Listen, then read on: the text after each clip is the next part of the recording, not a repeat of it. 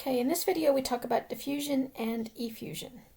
The difference is that diffusion is just the spreading of one gas through another. So the example I typically use is if someone broke a bottle of perfume in one corner of the classroom, the people closest to that broken bottle would smell it first, but eventually by the end of the class, everybody in the room would smell it. It's going to spread out uniformly through there.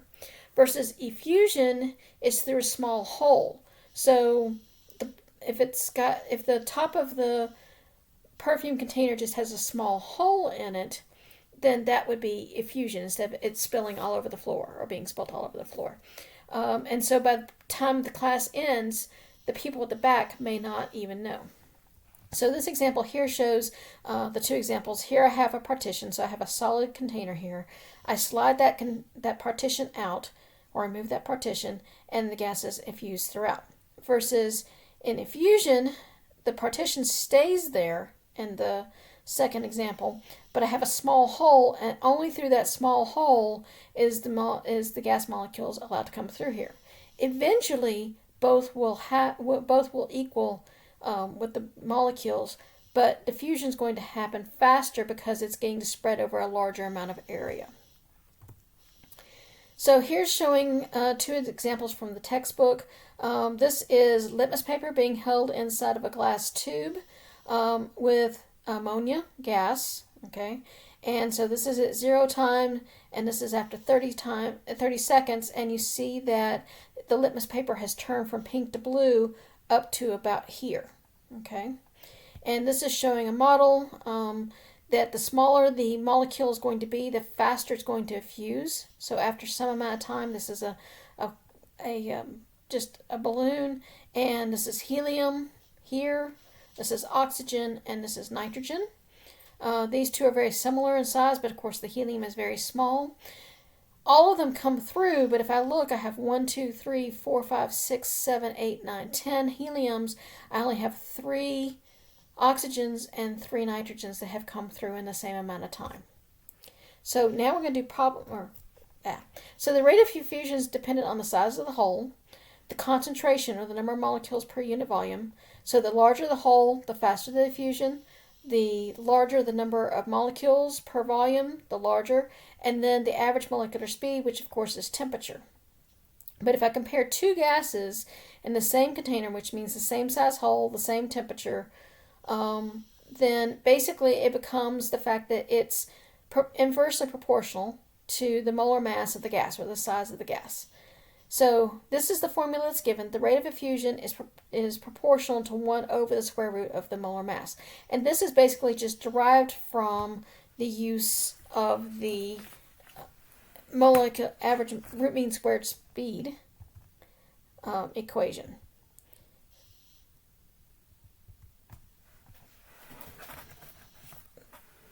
So the root mean squared speed from the last video is mu is equal to the square root of 3 RT over molar mass.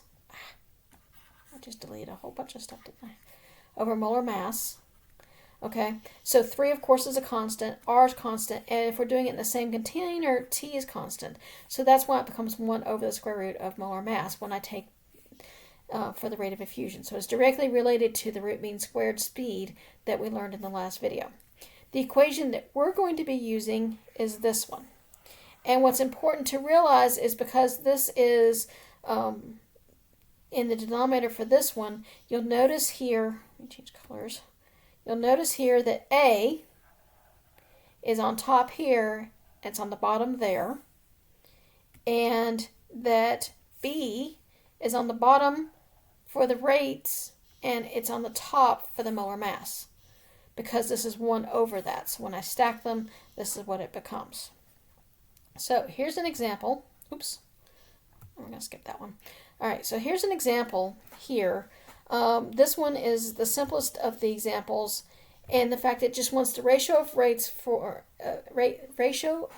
of effusion for hydrogen and H2SE under the same conditions. So it's very important, however, when you get this type of equation to write both sides of the equation. I find that sometimes students only want to write the right-hand side. but it's important that you write the left-hand side, which is the rate of hydrogen over the rate of H2SE. And I'll show you why this is important in just a minute. It's going to be the molar mass. Which one's going to go on top?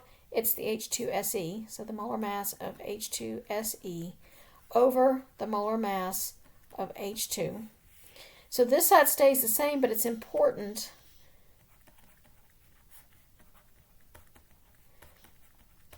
so that you know what you're setting up.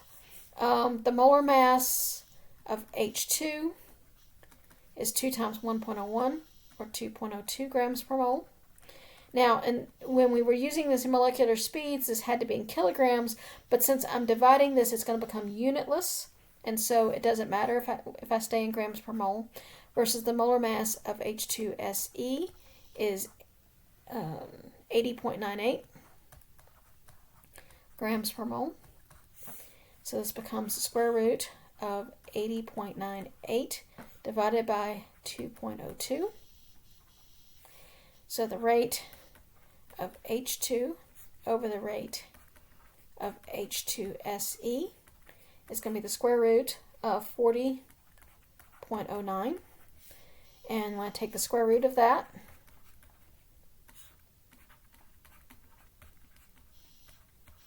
I get 6.33. And this translates, if I multiply both sides by this rate of H2SE, this translates at the rate of hydrogen, rate of effusion of hydrogen, I'm shortening it, is 6.33 times the rate of H2SE. Okay? Now, the reason this is important is because it doesn't dictate on here which one has to go on top. So I could just as easily, sorry, my dog just came into the room. I could just as easily write this as rate of H2SE over the rate of H2 is the molar mass of now H2 over the molar mass of H2SE. So the rate of H2SE over the rate of hydrogen is going to equal to the square root of 2.02 divided by the 80.98. So the rate of H2SE over the rate of H2 is going to, somebody's being a pain, is going to be 0.02494. So the rate of H2SE over the rate of H2 is 0.158. And this is unitless, but you see the fact that either answer is correct, but if I don't know that you set it up correctly by having the left-hand side of this equation, I don't know that you did it correctly. Okay? All right, the next problem is that it takes, I have a time of 11.2 hours. I have a volume of 1.0 liters, and that's nitrogen, to effuse through the pores of a balloon. It wants to know how long would it take for the volume of 1.00 liters of helium to effuse.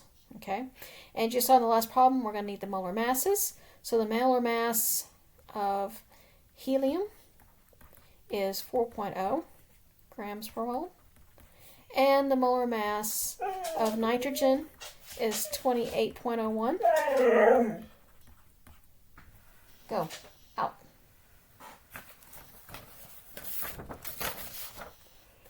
Now, what's important to realize is that rate, we normally think of rate of speed as far as distance per unit time.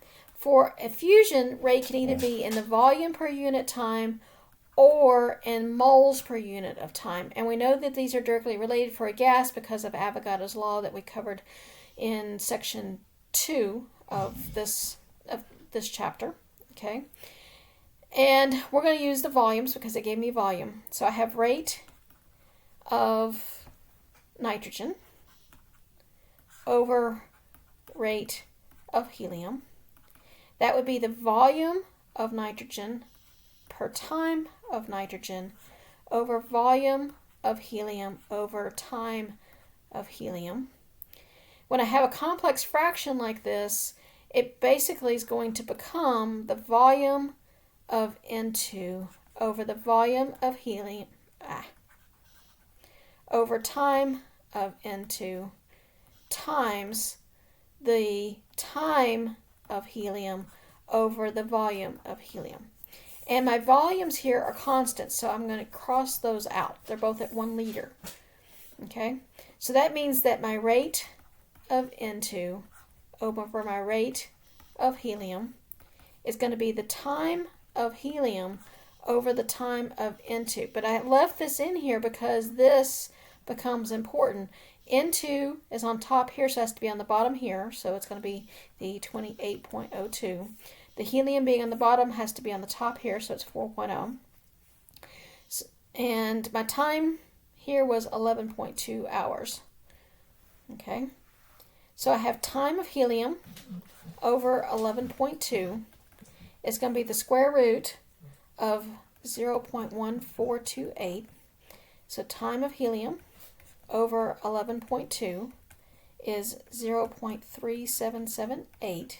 And then I multiply through both sides by that 11.2. So the time of helium is going to be 0.3778 times 11.2. And so my time of helium is 4.23 hours, because my unit of time is hours. Now, I want to ask myself, does this make sense? Helium is a much smaller molar mass than that of nitrogen, so helium should effuse faster than that of nitrogen, and 4.23 is less than 11.2. So that makes sense. And that is the end of my video, and you got to hear my dog Roo whining in the background.